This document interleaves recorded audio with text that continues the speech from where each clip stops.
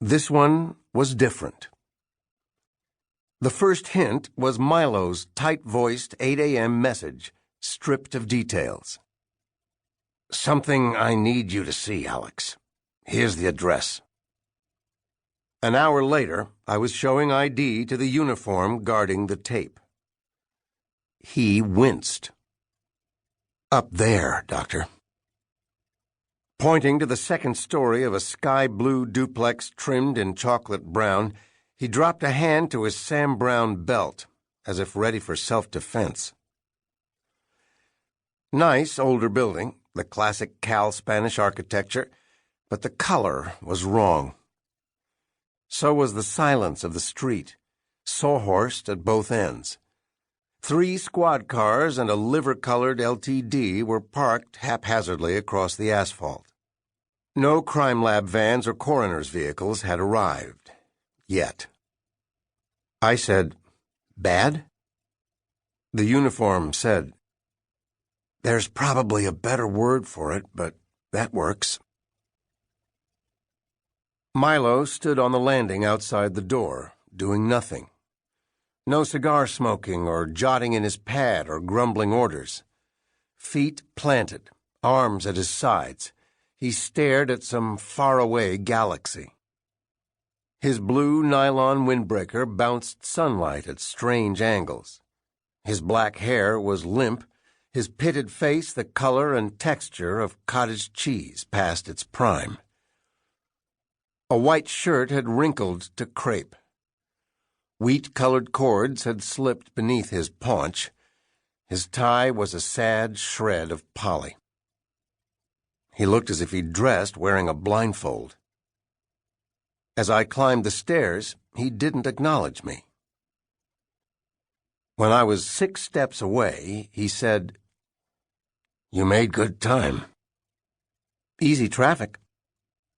"Sorry," he said. "For what?" "Including you." He handed me gloves and paper booties. I held the door for him. He stayed outside. The woman was at the rear of the apartment's front room, flat on her back. The kitchen behind her was empty, counters bare, an old avocado-colored fridge free of photos or magnets or mementos. 2 doors to the left were shut and yellow-taped. I took that as a keep out. Drapes were drawn over every window. Fluorescent lighting in the kitchen supplied a nasty pseudo-dawn. The woman's head was twisted sharply to the right. A swollen tongue hung between slack, bloated lips. Limp neck. A grotesque position some coroner might label incompatible with life.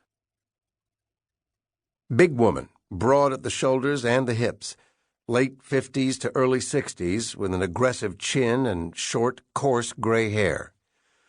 Brown sweatpants covered her below the waist. Her feet were bare. Unpolished toenails were clipped short. Grubby soles said bare feet at home was the default. Above the waistband of the sweats was what remained of a bare torso. Her abdomen had been sliced horizontally below the navel in a crude approximation of a C-section. A vertical slit across the lateral incision at the center, creating a star-shaped wound. The damage brought to mind one of those hard rubber change purses that relies on surface tension to protect the goodies. Squeeze to create a stellate opening, then reach in and scoop. The yield from this receptacle was a necklace of intestines placed below the woman's neckline and arranged like a fashionista's puffy scarf. One end terminated at her right clavicle. Bilious streaks ran down her right breast and onto her rib cage. The rest of her viscera had been pulled down into a heap and left near her left hip.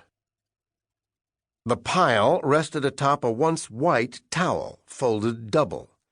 Below that was a larger maroon towel spread neatly. 4 other expanses of terry cloth formed a makeshift tarp that shielded beige wall-to-wall carpeting from biochemical insult. The towels had been arranged precisely, edges overlapping evenly for about an inch. Near the woman's right hip was a pale blue T-shirt, also folded. Spotless.